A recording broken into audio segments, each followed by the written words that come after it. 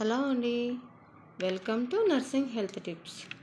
ఈరోజు చిన్నపిల్లలకి పుట్టిన పిల్లలకండి కొత్తగా స్నానం చేయించడం ఎవరికి తెలియటం లేదండి.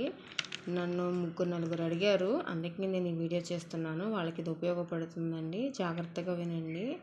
స్నానానికి ముందు పిల్లలకి ఆయిల్ మసాజ్ చేస్తాం కదా, ఆయిల్ మసాజ్ చేస్తాము, నలుగు పెడతాము, తర్వాత గోరువెచ్చని నీటితో స్నానం చేపిస్తామండి.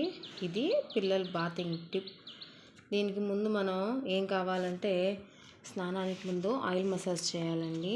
ఆయిల్ మసాజ్ చేయడం వల్ల బేబీ ఎముకలకు దృఢంగా తయారవుతాయి, అంటే బాగా స్ట్రాంగ్గా ఉంటాయి, మరియు బ్లడ్ సర్క్యులేషన్ బాగా జరుగుతుందండి. దానివల్ల మనం ఏం చేస్తామంటే గోరువెచ్చటి కొబ్బరి నూనె లేదా నువ్వుల నూనె లేదా బాదం నూనె, మనకి ఏ నూనె ఉంటే ఆ నూనె, పిల్లలకి మాత్రం కాబట్టి చాలా జాగ్రత్తగా ఎంచుకోవాలండి. ఆ నూనె బేబీ కాళ్ళు, చేతులు, ఛాతీ మరియు వీపు భాగంలో మెల్లగా మసాజ్ చేయాలండి.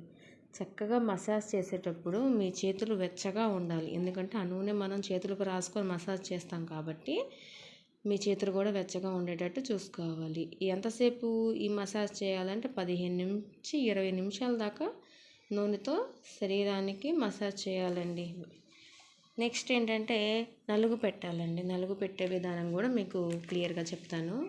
అసలు నలుగు ఎందుకు పెడతామంటే చర్మం మృదువుగా మారుతుందండి పిల్లల్ని, మరియు ఒంటిపై ఉండే సన్నని వెంట్రుకలు కూడా పోతాయండి. దానివల్ల నలుగు పెట్టడం కూడా మంచి బెనిఫిట్. శనగపిండి, దీంట్లో ఏమేమి కలపాలంటే శనగపిండి, కొంచెం పసుపు, ఇంట్లో పాలు ఉంటాయి లేదా పెరుగు ఉంటుందండి. ఈ మూడింటిని కలిపి మంచి పేస్ట్, చక్కటి పేస్ట్, బాడీకి సరిపోయేంత పేస్ట్ చేయాలండి. ఈ మిశ్రమాన్ని బేబీ ఒంటికి రాసి చర్మం దెబ్బ తగలకుండా చాలా స్మూత్గా రుద్దాలండి. మనం చిన్నగా రాస్తూ ఉంటే దానివల్ల బేబీ కూడా హాయిగా ఉంటుందండి. నలుగు పెట్టిన తర్వాత గోరువెచ్చని నీటితో స్నానం చేయించాలి. స్నానానికి గోరువెచ్చటి నీళ్ళు పోయించాలండి. ఇప్పుడు ముందుగా స్నానానికి కావాల్సినవి ఏంటో చూద్దాం. గోరువెచ్చటి నీళ్ళు కావాలి, బేబీ సోప్ కావాలి, షాంపూ కావాలి, మరియు మెత్తటి టవల్ కావాలండి. దాన్ని బేబీ బాత్ టవలు, మళ్ళీ స్నానం చేయడానికి చిన్నపిల్లలకి కదండి టబ్బు కావాలండి. మనం కాళ్ళ మీద పడుకోబెట్టుకునే వాళ్ళు కాళ్ళ మీద పడుకోబెట్టుకోవాలండి, లేదంటే టబ్ మేము వాడతామండి అంటే బేబీ టబ్ కొనుక్కోండి. నెక్స్ట్ది బేబీ నీటి ఉష్ణోగ్రత. బేబీ స్నానం చేయించడానికి బాగా వేడి నీళ్ళు, అలా అని బాగా చన్నీళ్ళతో మనం స్నానం చేయించకూడదండి. గోరువెచ్చగా ఉండాలి.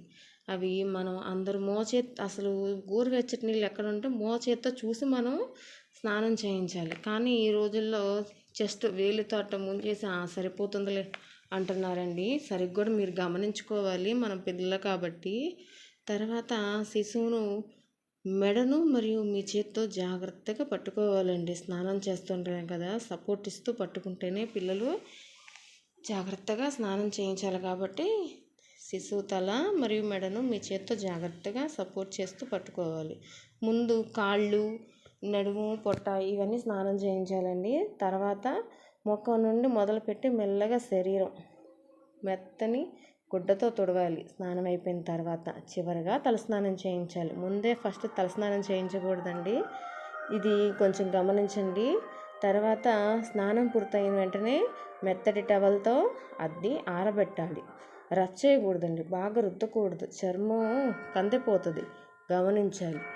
ఈ చిన్న చిన్న టిప్స్ కనుక మీకు నచ్చినట్లయితే మా ఛానల్కి లైక్ చేసి సబ్స్క్రైబ్ చేసుకోండి. ప్లీజ్, కొత్త ఛానల్ కాబట్టి కొంచెం హెల్ప్ చేస్తారనుకుంటున్నాను. ప్లీజ్ నాకు లైక్ అండ్ సబ్స్క్రైబ్ చేస్తారని ఆశిస్తున్నానండి. Thank you.